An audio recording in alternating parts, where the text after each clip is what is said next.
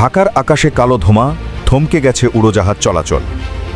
৬ ঘন্টা পার হলেও এখনও নিয়ন্ত্রণে আসেনি ঢাকার হজরত শাহজালাল আন্তর্জাতিক বিমানবন্দরের কার্গো ভিলেজের ভয়াবহ আগুন। দুপুরে শুরু হওয়া এই অগ্নিকাণ্ডে পুরো বিমানবন্দর এলাকায় এখন জরুরি পরিস্থিতি বিরাজ করছে। আজ শনিবার বেলা ২:৩০টার দিকে বিমানবন্দরের কার্গো ভিলেজে হঠাৎ আগুন লাগে। খবর পেয়ে ফায়ার সার্ভিসের কয়েকটি ইউনিট দ্রুত ঘটনাস্থলে পৌঁছায়, কিন্তু আগুনের তীব্রতা বাড়তে থাকায় একে একে ১৩টি ফায়ার স্টেশনের মোট ৩৭টি ইউনিট সেখানে যোগ দেয়। সন্ধ্যা ৬টার দিকেও আগুন জ্বলতে দেখা যায়, আর পুরো এলাকায় ঘন ধোঁয়ার চাদর পড়ে যায়।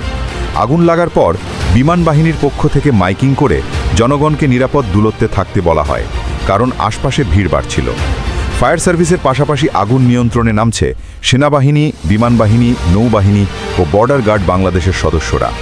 আন্তঃবাহিনী জনসংযোগ পরিদপ্তর আইএসপিআর জানিয়েছে, বর্তমানে ২ প্লাটুন বিজিবি এবং বিমান বাহিনীর ২টি ফায়ার ইউনিটও উদ্ধার ও নিয়ন্ত্রণ কাজে সহায়তা করছে।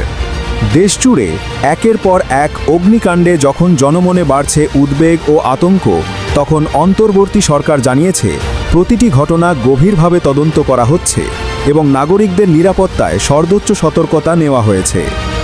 সরকারের এক বিবৃতিতে বলা হয়েছে, আমরা সকল নাগরিককে আশ্বস্ত করতে চাই, নিরাপত্তা সংস্থাগুলি প্রতিটি ঘটনা গভীরভাবে তদন্ত করছে এবং মানুষের জীবন ও সম্পদ সুরক্ষায় সর্বোচ্চ সতর্কতা অবলম্বন করছে।